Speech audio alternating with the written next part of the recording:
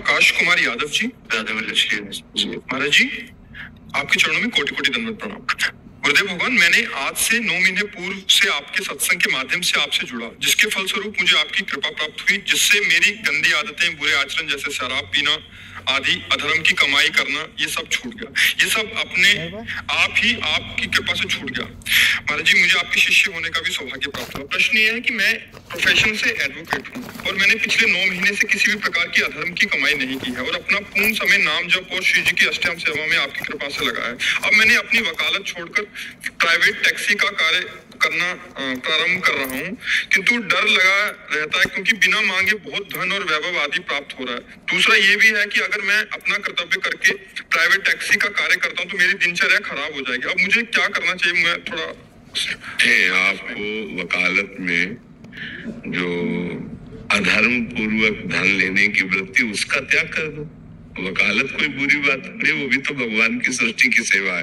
मानो जैसे आपको इतना आभास हो रहा है कि जो आदमी हमको धन दे करके अपने पक्ष में ले रहा है, ये गलत है। आदमी गलत आदमी अधिक धन देने की चेष्टा करेगा, और सामने वाला जिसके विपक्ष में अब लड़ रहे हैं वो धनी नहीं है और निर्दोष है, तो फिर हमको उसका पक्ष नहीं लेना चाहिए जो हमें धन देकर अपने में, हमें निर्दोष को बचाना चाहिए। धन लेकर वकालत करके हम निर्दोष को दंड दिला दिया और दोषी को मुक्त करा दिया, ये घटना आपके जीवन के लिए बहुत हानिकारक होगी, है नहीं? तो इतना विवेक रखकर वकालत करो, मुझे लगता है कोई परेशानी नहीं। इससे क्या होगा कि आपको थोड़ा सांसारिक भोग भोगने की योग्यताएं जो चाहिए वो थोड़ा कम मिलेंगी। बढ़िया गाड़ी नहीं खरीद पाओगे, बढ़िया बंगला नहीं तैयार कर पाओगे, अन्य वकीलों से थोड़ा छोटे माने जाओगे, पर भगवान के दरबार में बढ़िया माने जाओगे। संसार में अधर्माचरण करके बड़ा होना कोई बड़ी बात नहीं है। थोड़े दिन की चांदनी है, फिर शरीर ही छूट जाएगा तो तुम्हारा बैंक बैलेंस, गाड़ी तुम्हारे साथ थोड़ी जाएगी। लेकिन जो पाप किया, अधर्म आचरण किया, निर्दोष की जो आ हुई, वो तुम्हारी दुर्गति कर देगी। मुझे वकालत गलत नहीं है, वकालत का अधर्म में प्रयोग करना गलत है।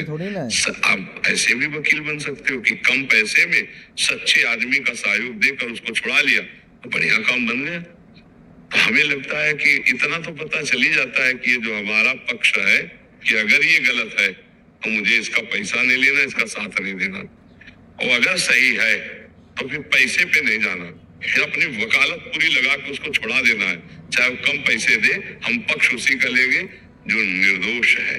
अगर दोषी है, अब वकालत में ये नहीं देखा जाता, परमार्थ में वो बढ़िया है कि तुम अधर्म किए हो, चाहे मुझे धमकी दो मारने की, चाहे रुपए की, न भय न प्रलोभन, मैं भय और प्रलोभन से तुम्हारी वकालत नहीं कर सकता। और निर्दोष है तो चाहे पैसा कम मिले लेकिन वकालत करूंगा और उसको जिताने की कोशिश करूंगा। ऐसे में क्या परेशानी है? दरअसल गुरुजी ये है ना कि पैसा जो आ रहा है वो हमने मेरे पास इतना एक्सपीरियंस नहीं वकालत में, 7 साल की वकालत है केवल, इतना ज्ञान भी नहीं है कि मैं बहुत ज्यादा उस पर लेकर जाके मैं कमाई कर सकूं धर्म पूर्वक ही। तो अब एक दिन मैंने श्री जी से प्रार्थना की थी कि मुझे ऐसा रास्ता दे जिससे मैं धर्म पूर्वक करके नाम जप करते हुए कम पैसे कमाऊं और अच्छा जीवन जियो। तो अंदर से प्रेरणा हुई कि मेरा एक पुराना जो बिजनेस था प्राइवेट टैक्सी का, तो मैंने उसको दोबारा से करना है। मैंने एक कार भी खरीदा है, अभी मैंने उसको शुरू नहीं किया है। यहाँ बस इसका देखो, जो भी जैसे मैं वही करना चाहता हूँ, बस यही प्रश्न। देख लो, आप देख लो, जैसे आपको सुख मिले, जैसे आपकी दिनचर्या चले, बस अधर्म आचरण का त्याग करना है। धन बढ़े तो दूसरों के सुख में लगाओ, कभी किसी गरीब की बेटी के ब्याह में लगा दो, कभी किसी बीमार के शरीर में लगा दो, कभी भूखे को भोजन। बहुत अपने भारत में ऐसी अव्यवस्थाएं हैं जहाँ धन लग सकता है। धन आना कोई बुरी बात नहीं, पर गलत ढंग से ना आए, उसे अच्छे ढंग से कमाओ और अच्छों की सेवा में लगा दो। डर लगता है अष्टयाम सेवा छूट जाएगी। नहीं, अष्टयाम सेवा प्रगट में जो हो रही और समाज की भी सेवा अष्टयाम में सम्मिलित हो जाती है।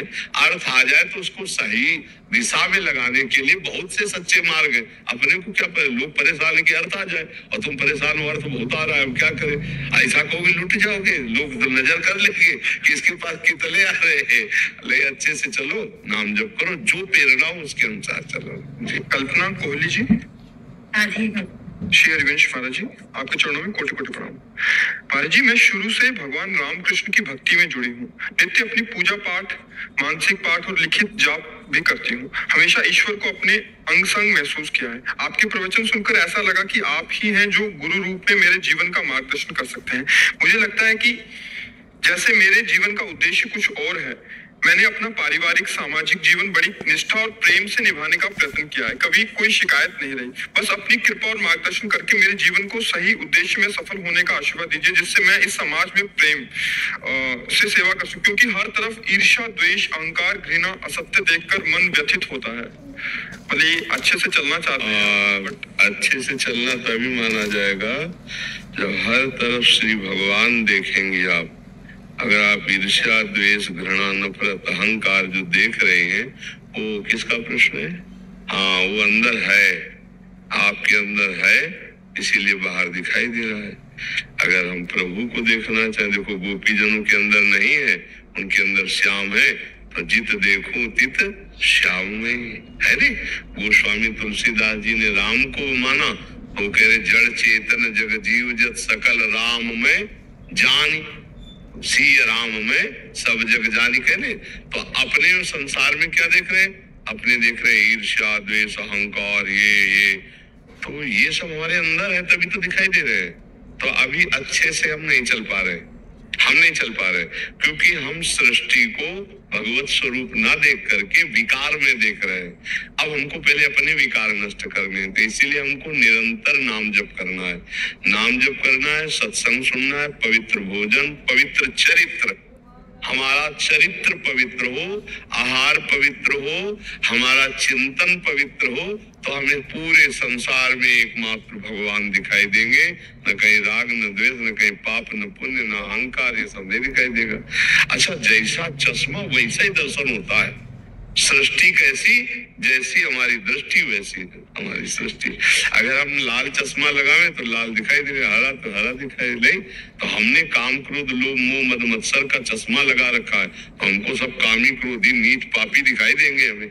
अगर राम का चश्मा लगा तो सब राम में, श्याम का चश्मा तो श्याम में, है नहीं। हमारी दृष्टि जैसी वैसी से हमें लगता है अपना सुधार करना है, सत्संग अध्यात्म से अपना सुधार करना है। हम जगत को प्रीति दे पावे, पहले हमारे अंदर प्रीति आवे तब ना दे पावे। पहले तो हम छक के प्रीति का पान करें, तब हम दूसरे को प्रीति दे पावे। प्रीति वही आती है जहाँ निर्विकारता होती है, निर्विकारता वही आती है जहाँ भगवत